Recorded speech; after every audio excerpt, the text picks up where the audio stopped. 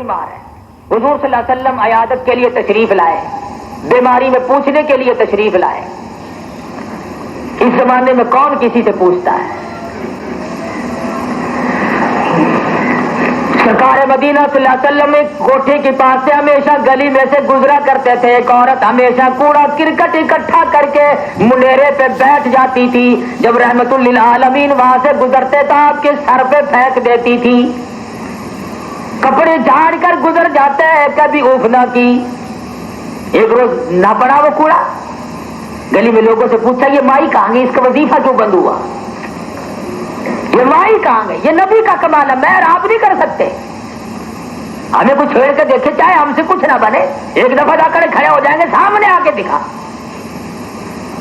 حضور نے فرمایا یہ مائی کہاں گئی؟ حضور بیمار ہے. اچھا, اسی لیے نہیں آج کوڑا پڑا سر پہ. ان کے گھر تشریف لے گئے. لڑکی نے دیکھا, دوڑی دوڑی گئی, اماں اماں امی, جس کے سر پہ تم روزانہ کوڑا ڈالا کرتی ہو وہ آ گئے ہمارے گھر میں آ رہے, اس کے ساتھ بہت سارے آدمی ہیں. تھر تھر کانپ رہی ہے, کچھ بیمار کچھ کانپنی چھٹ گئی. آدمی بھی کوئی نہیں, مقابلہ کون کرے گا؟ لڑکی کا دم نکلنے کو ہو رہا ہے. حضور تشریف لے آئے. بہن آج تم نے اپنا کام نہیں کیا. کون سا؟ وہ کوڑا کرکٹ تو پھینکا کرتی تھی. میں بیمار ہو گئی, میں تمہاری بیمار پرسی کے لیے آیا ہوں. جو تمہارا کام ہو مجھے بتاؤ, میں تمہیں دوا دارو لا کے دوں گا, میں تمہارے کام آؤں گا.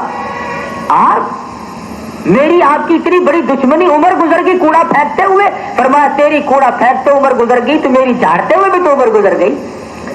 تمہارا کام پھینکنا ہے, میرا کام جھاڑ کر گزر جانا ہے. میرا کام تمہاری خبر گیری کرنا. اللہ اور اس کے رسول صلی اللہ علیہ وسلم فرماتے ہیں کہ بیمار کی عیادت کرنا جو ہے وہ بے انتہا ثواب ہے.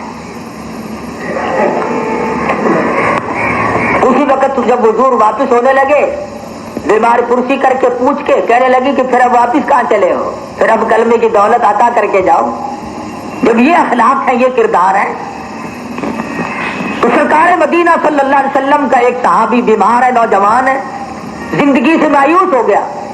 عرض کرنے لگا میرے آقا بڑا سخت بیمار ہوں, دعا فرما دو, مجھے اللہ پاک تندرستی عطا فرمائے, مجھے بڑا بخار ہے, بڑی تکلیف ہے.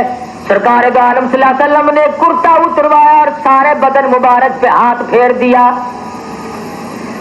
تندرست ہو گیا. اس صحابی کی 4 بیویاں تھیں. چاروں بیویاں آپس میں کوشش کرتی کہ میں بہترین قسم کا عطر استعمال کروں. وہ کہتی میں بہترین قسم کی خوشبو استعمال کروں, اور کرتی تھی. لیکن چاروں یہ کہتی تھی ہم دنیا بھر کا عطر استعمال کر کے تھک گئے ہیں. عتیبہ تمہارے بدن میں سے جو خوشبو آتی ہے ہمیں وہ دکان بتاؤ, تم نے یہ عطر کہاں سے خریدا ہے, کس ملک کا عطر ہے جو تم لگاتے ہو, یہ خوشبو تو کہیں ملتی ہی نہیں. عتیبہ نے رو دیا اور رو کے کہنے لگا کہ وہ دکان دنیا سے جا چکی. اور پھر بتلایا صحابی نے کہ مدنی کریم صلی اللہ علیہ وسلم نے رحمت والا ہاتھ میرے بدن پہ پھیرا تھا, یہ اس کی خوشبو ہے. عطر کی خوشبو ایسی ہوا کرتی ہے. سرکار مدینہ کا ہاتھ آگے بڑھا اور فاروق اعظم کا دامن پکڑ کر جھٹکا دے کر فرمایا اے عمر کب تک ستاتے رہو گے. یوں ایک جھٹکا دیا, یوں اور فرمایا اے عمر,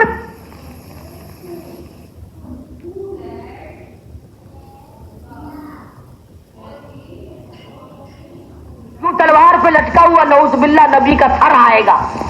انتظار میں ہے وہ بھیجنے والے جنہوں نے 100 اونٹ انعام میں دینے مقرر کر رکھے تھے. ادھر سر لانے کے بجائے اپنا ہی سر دے دیا.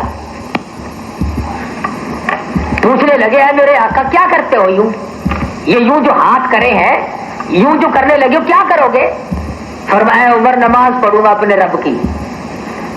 کالی کملی والے سارا جہان عبادت بیت اللہ میں کرتا ہے, حرم محترم میں کرتا ہے, آپ یہاں کوٹڑی میں. حضور صلی اللہ علیہ وسلم کی آنکھوں میں آنسو آ گئے. فرمانے لگے عمر تیری قوم مجھ محمد الرسول اللہ کو بیت اللہ میں نماز نہیں پڑھنے دیتی, عبادت نہیں کرنے دیتی. بہادروں کے بہادروں والے کام. انہوں نے کہا یا رسول اللہ پھر یہ کوٹڑی کی نماز اس وقت تک تھی جب تک عمر بن خطاب مسلمان نہیں بنا تھا، اب کوٹڑی میں نماز نہیں پڑھنے دوں گا، اب کوٹڑی کی گھر کی نماز ختم ہے، آئیے بیت اللہ میں چل کر آپ نماز ادا فرمائے، میں دیکھوں گا کون ہے وہ روکنے والا۔ اور وہاں انتظار ہو رہا ہے نبی کے سر کا۔ بیت اللہ میں پہنچے، حضور نماز کا ارادہ فرمانے لگے، ادھر فاروق اعظم نے آواز لگائی اللہ اکبر، سارا مکہ ٹوٹ کے آ گیا، عورت مرد، وہ پروگرام ان کے خیال میں اپنا پروگرام بن گیا، وہ جس کام کے لیے بھیجا تھا۔ مکے کے مرد عورت جوان سب اکٹھے ہو گئے، فاروق اعظم فرمانے لگے آ جاؤ، جس نے اپنی بیوی بیوہ کرانی ہو سامنے آ جاؤ، جس نے اپنے بال بچے یتیم کرانے ہو وہ عمر کے مقابلے میں آ کر تماشا دیکھے۔ وہ دن گزر گئے جب میرے آقا کو تم تنگ کیا کرتے تھے، اب آ کر کے دیکھو میں تمہاری گردنیں اتار کر رکھ دوں گا۔ لوگ دوڑے دوڑے گئے، انہوں نے کہا بھائی وہ تو سر کیا لینے گئے تھے، اپنا ہی سر دے بیٹھے، وہاں انتظار ہو رہا تھا۔ اور پھر کس قدر عدل اور انصاف، حضور صلی اللہ علیہ وسلم نے فرمایا جس گلی سے عمر گزر جائے گا وہاں سے شیطان نہیں گزرے گا، اور وہاں سے شیطان نہیں گزرے گا۔ مورخین نے لکھا ہے کہ اگر 2 سال اور فاروق اعظم زندہ رہ جاتے دنیا میں کوئی خدا کے نام کا منکر باقی نہ رہتا۔ اور کس کس طریقے سے اللہ تبارک و تعالیٰ کے فضل و کرم سے فتوحات ہوئی، اور کس کس طریقے سے عدل و انصاف کا چرچا کیا اپنی اولاد کا۔ آج تک دنیا میں کبھی کسی نے سنا ہے جب بھی کوئی اپنے بیوی کو طلاق دے گا یوں کہہ کر دے گا کہ میرا تیرا بگاڑ ہے، میری تیری اب نبھتی نہیں بنتی نہیں، اس لیے تو الگ میں الگ۔ لیکن ایک تاریخ میں، پوری دنیا کی تاریخ میں ایک انسان ایسا ملتا ہے جو اپنی بیوی سے کہتا ہے میری تیری محبت بہت زیادہ ہے اس لیے تجھے طلاق دیتا ہوں۔ پوری تاریخ انسانی میں ایک آدمی ملتا ہے، ورنہ ناممکن ہے یہ بات۔ طلاق دے کون جب بگاڑنا ہو؟ یوں فرمایا آتقا تیری محبت میرے دل میں بہت بسی ہوئی ہے اس لیے طلاق دیتا ہوں، کیوں؟ میرے کندھوں پہ خلافت کا وزن آ پڑا ہے، اب قوم کی خدمت کا وزن آ پڑا ہے، اب حکومت کی ڈور باغ میرے سر پر کندھوں پہ آ پڑی ہے، میں ڈرتا ہوں کہیں تیری محبت کی وجہ سے قوم کے انصاف میں اور قوم کے معاملات میں کہیں مجھ سے کوتاہی نہ ہو جائے، کسی قسم کی کمی واقع نہ ہو جائے۔ بحرین سے کستوری آئی، فاروق اعظم نے فرمایا اسے کوئی تقسیم کر دے۔ آج کا بیوی کہنے لگی میں تقسیم کر دیتی ہوں، فرمایا نہیں نہیں، کیوں حضور کیا خیال ہے میں چوری کر لوں گی؟ فرمایا نہیں نہیں، چوری کا خیال تو نہیں، البتہ اتنی بات ضرور ہے ہاتھ سے کستوری اٹھا کر ترازو میں رکھو گی، ادھر ادھر رکھو گی، خوشبو ہاتھ کو لگ جائے گی، وہ ہاتھ تمہارے سر کو کپڑوں کو لگ جائے گا، حصے سے زیادہ فاروق کے گھر میں خوشبو بھی کیوں آ جائے۔ ادھر ادھر کستوری رکھنے میں جو ہاتھ میں خوشبو آئے گی وہ تو اپنے سر کو لگا لے گی، اپنے کپڑوں کو لگا لے گی، میرے گھر میں میرے حصے سے زیادہ ہاتھ کو لگی ہوئی خوشبو بھی کیوں آ جائے۔ یہ ہے فاروق اعظم کا دور اقتدار۔ اور آج ایک مرتبہ ہاتھ لگ جائے صحیح، پھر دیکھو دوبارہ کیسے ہوتی ہے۔ صرف موقع نہ ملے تو تم بھی ولی ہو میں بھی ولی ہوں۔ اب جتنے آپ لوگ بیٹھے ہیں سارے اپنے آپ کو شبلی سمجھتے ہیں نا کہ جی ہم جیسا تو کوئی نیک نہیں، آج ڈی سی مجھے بنا کر کے دیکھو پھر کل کو دیکھنا تماشا۔ جب کوئی آئے گا ایسی رگڑ دے گا کہ یاد رکھیں گے، خدا کا خوف نہیں رہے گا، قبر کا فکر نہیں رہے گا، میدان حشر کی تپش اور تباہی کا کبھی ذرہ برابر احساس نہ ہوگا۔ سیدنا فاروق اعظم رضی اللہ تعالیٰ عنہ ساری رات کھڑے ہو کر قرآن مجید کی تلاوت کرتے ہیں، روتے ہیں، کئی مرتبہ بے ہوش ہو کر کے گر پڑتے ہیں۔ کسی نے پوچھا عمر اس قدر رونا دھونا کیوں ہے، اس قدر گریہ زاری کیوں ہے؟ فرمانے لگے لوگوں تمہیں معلوم ہے اچھی طرح سے اس اندھیری کوٹڑی میں جائے بغیر گزارا نہیں، قبر میں تو جانا پڑے گا، اور ڈر ہے کہ نامعلوم وہاں کیا سوال ہوگا اور میں کیا جواب دوں گا۔ مالک کی پیشی کا بڑا بے انتہا خیال ہے۔ سیدنا فاروق اعظم رضی اللہ تعالیٰ عنہ نے 12 سال تک مسلسل خلافت فرمائی، سوئی کے ناکے کے برابر بھی بے انصافی نہ کی، نہ ہونے دی، نہ اپنی اولاد کا لحاظ کیا، نہ اپنے گھر والوں کا لحاظ کیا، کسی کا بھی کوئی لحاظ نہیں۔ اور 12 پیوند والے کپڑے 22 لاکھ مربع میل کا حکمراں پہنا کرتا تھا۔ سیدنا علی مرتضی ایک صحابی اور رضی اللہ تعالیٰ عنہ فاروق اعظم کی بیٹی حضرت حفصہ رضی اللہ تعالیٰ عنہ کے پاس آئے، سرکار مدینہ کی اہلیہ محترمہ ہے، اور کہنے لگے اے مائی حفصہ، امیر المومنین کی تم بیٹی ہو، تم انہیں کہو یمن کے وفد آتے ہیں، شام کا وفد آتا ہے، بڑے بڑے سرکاری لوگ ملنے جلنے والے آتے ہیں، اپنے ابا سے کہو کچھ کپڑے ذرا اچھے پہن لیا کرے، بادشاہوں کے پاس بیٹھے ہوئے ہمیں بہت ایسے معلوم ہوتے ہیں، وہ بڑے بڑے لباس پہن کر آتے ہیں، امیر المومنین فاروق اعظم بالکل سادہ لباس پہنتے ہیں۔ بیٹی نے موقع پا کر اپنے ابا سے ذکر کر دیا، ابا جان اتنے پیمدوں والے کپڑے بوری اور ٹاٹ کے پیمند لگے ہوئے رہنے دو، اب تو اللہ پاک نے بڑی فتوحات دی ہے، اب تو خداوند عالم کا کرم ہو گیا ہے، اچھے کپڑے پہن لیا کرو۔ غصے میں آ کر فرمانے لگے حفصہ، اگر مجھے یہ لحاظ نہ ہوتا کہ تو میرے نبی کی گھر والی ہے، میری بیٹی ہے، میں تیرے منہ پہ تماچے مار دیتا اور مجھے بتائی تھی یہ بات تجھے کون جتا کے گیا ہے، اگر مجھے پتا چل جائے میں مار مار کر درے ان کے چہرے بگاڑ دوں گا، ان کی کیا منشا ہے۔ اے حفصہ تو خود بتا، کالی کملی والے کے آخری وقت میں لباس میں کتنے پیوند لگے ہوئے تھے؟ مائی حفصہ نے رو دیا اور ذکر کیا کہ اتنے چمڑے کیسے، اتنے ٹاٹ کے پیوند تھے۔ فاروق اعظم رو کے فرمانے لگے حفصہ تیری کیا صلاح ہے، تو کیا چاہتی ہے میں اپنے نبی کے دربار میں جب جاؤں دوسرا لباس اگر میں پہن کر گیا تو شرمندہ ہو جاؤں گا۔ اب ہمارے لیے تو یہ کہانیاں ہیں، کسی پہ انصاف چھوڑ دو وہ صحیح نہیں کرے گا، کسی کو پنچ بنا دو وہ نہیں کرے گا، کسی کے یہاں مقدمہ دائر کر دو وہ نہیں کرے گا۔ بہرحال کوئی پیسہ لے کر، کوئی سفارش سے، کوئی کہنے سننے سے، کوئی کسی طریقے سے رگڑ لگا کے چھوڑے گا، الا ماشاء اللہ جو اللہ کے خاص بندے ہیں، جن کا یہ یقین ہے کہ جو میں آج فیصلہ کروں گا کل خدا کے یہاں میرے بھی فیصلے ہوں گے، وہ صحیح کرتا ہے بس۔ تو سیدنا فاروق اعظم رضی اللہ تعالی عنہ کو ان کارناموں کے بعد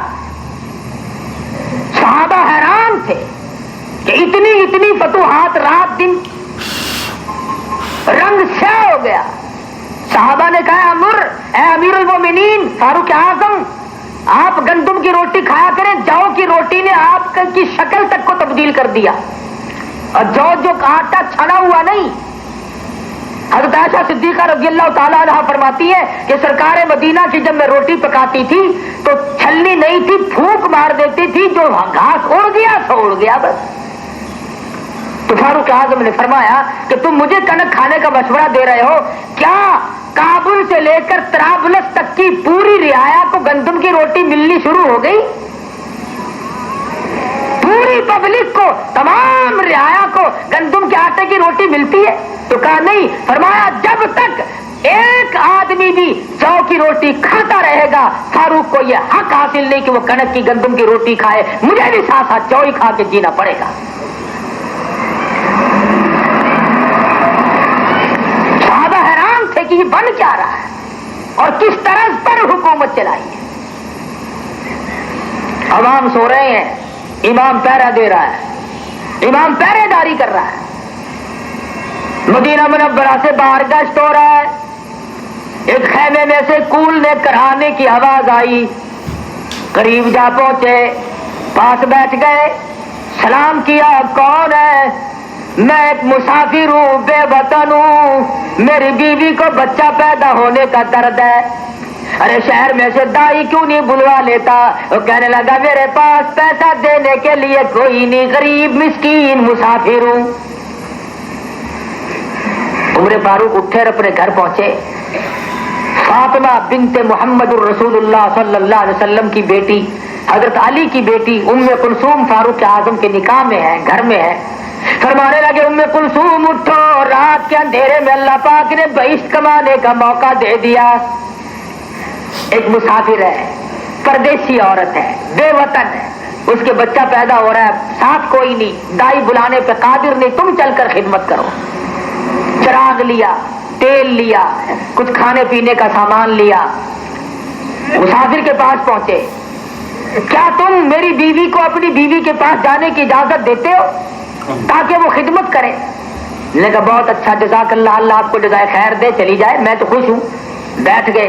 اس نے سمجھا یہ بھی بیچارہ میری طرح کوئی پردیسی دھکے کھا رہا، ترس آ گیا اسے، یہ بھی کوئی مسافر ہے میری طرح بے وطن۔ کافی دیر کے بعد وہ مسافر باتیں کرتا رہا ادھر ادھر کی۔ کافی دیر کے بعد اندر سے ام کلثوم نے آواز دی، یا امیر المومنین، بشارت دو، اپنے مہمان کو لڑکا پیدا ہوا ہے۔ اب اس مسافر کے نیچے سے زمین نکل گئی، یہ تو عمر فاروق ہے، میں سمجھ رہا تھا کہ میرے جیسا پردیسی ہے۔ بڑا ڈرا، بڑا گھبرایا بیچارا۔ عمر فاروق فرمانے لگے کیوں گھبرا رہا ہے؟ کہ بے ادبی ہو گئی۔ کہے کہ بے ادبی ہو گئی؟ جی آپ شہنشاہ، آپ خلیفہ، آپ امیر المومنین، 22 لاکھ مربع میل کے حکمراں، نبی کے آپ خسر ہیں، کہاں میں اور کہاں آپ؟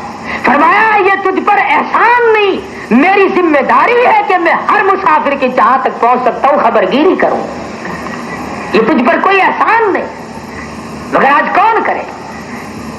ایک عورت فاروق اعظم رضی اللہ تعالیٰ عنہ کی گشت کرتے کرتے نظر آئی، چھوٹے چھوٹے بچے رو رہے ہیں۔ فرمایا اپنے بچوں کو کیوں رلا رہی ہے؟ کہ یہ بھوکے ہیں، کہ یہ ہنڈیا میں کیا چڑھا ہوا ہے، کہ یہ تو خالی پانی ہے، میں نے یوں ہی ان کو بہلانے کے لیے آگ جلا رکھی ہے۔ تم نے عمر سے کیوں نہیں کہا کہ ہم بھوکے ہیں؟ کیوں نہیں تم نے عمر کو اطلاع دی؟ بادشاہ کو، خلیفہ کو کیوں خبر نہیں دی کہ تو اور تیرے بچے بھوکے ہیں؟ اس زمانے کی تو عورتیں بھی قانون داں تھی، ایمان تھا نا۔ کہنے لگی میں خبر دینے جاؤں، میں اس کے دربار میں بھیک مانگنے جاؤں؟ یہ اس کی ذمہ داری ہے کہ وہ ہماری خبر لے، اسے خبر لینی چاہیے۔ عمر فاروق نے فرمایا کہ بہن اسے کیا پتا مسافر کا کیا حال ہے، کون آج مدینے سے باہر ہے، کون اندر، اسے کیا پتا؟ عورت کہنے لگی اگر وہ مدینے کے پاس آئے ہوئے مسافروں کا خیال نہیں کر سکتا، اسے حکومت کرنا چھوڑ دینا چاہیے۔ آج کو تھوڑا سا کہہ کے تو دیکھو، رگڑنا لگے تو صاف کہہ ڈالا عورت نے، اسے حکومت کرنی چھوڑ دینی چاہیے۔ عمر فاروق گئے بیت المال سے بوری سامان کی اٹھائی۔ غلام کہنے لگا حضرت میں اٹھاؤں گا، تو فرمایا کہ قیامت میں تو میرا وزن اٹھائے گا؟ قیامت میں؟ کہ نہیں صاحب، قیامت میں تو اپنا ہی پتہ نہیں اٹھے گا کہ نہیں۔ تو فرمایا کہ پھر یہ میں ہی اٹھاؤں گا، غلطی میری، قصور میرا، تم کیوں اٹھاؤ گے؟ اپنی پیٹھ پہ لاد کر فاروق اعظم لے گئے اور وہاں بیٹھ کر چربی اور آٹا ملا کر اور میٹھا ملا کر حریرہ بنا کر ان بچوں کو خوش ہو کر کھلا کر کے آئے۔ وہ صحابہ کہتے ہیں جب چولہے میں پھونک مار رہے تھے تو عمر فاروق کی داڑھی میں سے نکلتا ہوا دھواں دکھائی دے رہا تھا۔ آج 4 پیسے جیب میں آ جائیں، کون کسی کا کام کرتا ہے؟ کون کسی کے کام آتا ہے؟ گھر میں اگر بیوی بیمار ہو جائے، چھوٹے چھوٹے بچے ہوں تو کتنا آدمی مصیبت زدہ ہو جاتا ہے۔ لو جی چائے مجھے بنانی پڑ گئی، بچوں کو روٹی مجھے کھلانی پڑ گئی، فلانا کام مجھے کرنا پڑ گیا۔ ارے ان حضرات کا یہ حال ہے کہ وہ اسی میں راضی تھے اور وہ اسی میں خوش تھے اور ساری زندگی اسی میں گزارتے۔ اللہ والوں کی خدمت، اور یوں فرمایا کرتے تھے اگر میری حکومت میں ایک کتا بھی بھوکا سویا تو میرے قیامت کے دن مجھ سے اس کے بارے میں بھی پوچھا جائے گا، قیامت کے دن اس کتے کے بارے میں بھی مجھ سے پوچھا جائے گا۔ ہمارا سگا بھائی برابر میں بھوکا مرتا رہے، ہمیں کیا ہے، مرا کرے، بلکہ اور اچھا ہے خوب مرے۔ عزیز رشتہ دار قرب و جوار کے لوگ کتنے ہی تنگ ہو جائیں ہمیں کوئی پرواہ نہیں۔ تو فاروق اعظم کی زندگی کا مضمون تو اتنا لمبا ہے کہ اگر 50 برس تک فاروق اعظم کی فضیلت اور مناقب بیان کرتا رہے، ارے اس سے بڑھ کر کیا فضیلت ہوگی کہ وہ نبی کا خسر ہے اور وہ نبی کا اللہ سے مانگ کر لیا ہوا ہے۔ نبی نے جھولی پھیلا کر خدا سے عمر فاروق کو مانگا اور پھر اللہ نے کتنا قبول فرمایا، اے عمر جب تک کوئی تیرا دیدار نہیں کرے گا میرے نبی کے روضہ اقدس کی زیارت اسے ہو ہی نہیں سکتی۔ दाएं बाएं अल्लाह पाक ने अबू बकर सिद्दीक और फारूक आजम को जगह अता फरमा दी। जो इनकी ज़ियारत पर राजी वो नबी की ज़ियारत कर सकता है, जो इनसे नाराज है वो नबी की ज़ियारत कर ही नहीं सकता, उसे ज़ियारत हो ही नहीं सकती। कैसे होगी? चुनाचे हाजी साहिबान से आप पूछें, मदीना मुनव्वरा में जो लोग जाते हैं अल्लाह हर एक को मदीने पाक की ज़ियारत नसीब फरमाए।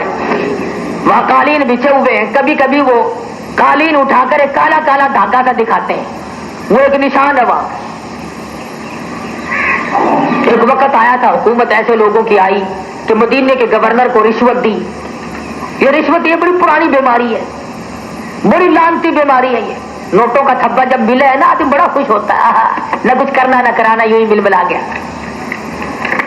उसने रिश्वत ली और उन्होंने कहा कि हम रात के वक्त में फारूक आजम अबू बकर सिद्दीक रज़ी अल्लाह ताला अन्हुमा का जिस्म अक़दस निकाल लेंगे यहां से। शमसुद्दीन सिराज एक बुजुर्ग हैं जो उस वक्त रोजे के मुतवल्ली हैं, निगहबान और हिफाजत करते हैं। गवर्नर ने बुला करके कहा कि रात को कुछ आदमी आएंगे, जो कुछ वो करे उन्हें करने देना, अगर तुमने रोका तो तेरा सर कलम कर दिया जाएगा। बड़े डरे। पिछली रात हुई, आधी रात का वक्त आया, दरवाजा खटका, इन्होंने दरवाजा खोल दिया तो 40 आदमी अंदर दाखिल हुए। किसी के हाथ में कई कसी है, किसी के हाथ में फौला, किसी के हाथ में कोई औजार है, किसी के हाथ में मिट्टी उठाने की टोकरी है, गर्दे के सारा सामान मौजूद है। रो रहा है, या अल्लाह छोड़कर जाऊं नबी से बेवफाई होगी, आंखों से देखूं तो कैसे देख सकूंगा, यहां क्या होने वाला। रो रो कर दुआ मांगी, लाहुल आलमीन अब क्या बनेगा, अब क्या होगा। ये तो आ पहुंचे, गवर्नर रिश्वत खाकर बेईमान हो गया। अब ये सहाबा किराम के जिसमें अक़दस नबी पाक सल्लल्लाहु अलैहि वसल्लम के करीब से ले जाएंगे। वो कहते हैं कि मैं गिनता रहा, 1 2 3 4 5 इस तरह से गिनते गिनते 40 आदमी दाखिल हुए। पिछले आदमी ने मुझे इशारा करा कि अब बंद कर दे, यूं हाथ का इशारा किया। मैंने दरवाजा बंद करके यूं जो देखा, देखता क्या हूं जमीन फटी हुई है और उनको अंदर निगल रही है, थोड़ा थोड़ा सर मुझे नजर आया। बमै आलात के, बमै टोकरियों के, बमै सामान के 40 के 40 आदमियों को जमीन लुकमा बनाकर निगल गई। अरे फारूक के दुश्मन आओ, तुम्हें मैं नहीं जाने दूंगी। सिद्दीक के दुश्मनों आओ, तुम्हें मैं नहीं जाने दूंगी। तुम इधर से गुजर नहीं सकते। गवर्नर अगर रिश्वत खा सकता है, जमीन कहती है मैं अल्लाह की मखलूक हूं, मैंने तो रिश्वत नहीं खाई। हजारों वाकयात है इस किस्म के। सहाबा किराम की जिसने दुश्मनी की, अल्लाह पाक ने उसको दुनिया ही में सजा दी। खुदा बंदे जुल जलाल मुझे और आप सबको फारूक आजम कर सारे सहाबा का गुलाम बनाए और ताबेदारी नसीब फरमाए।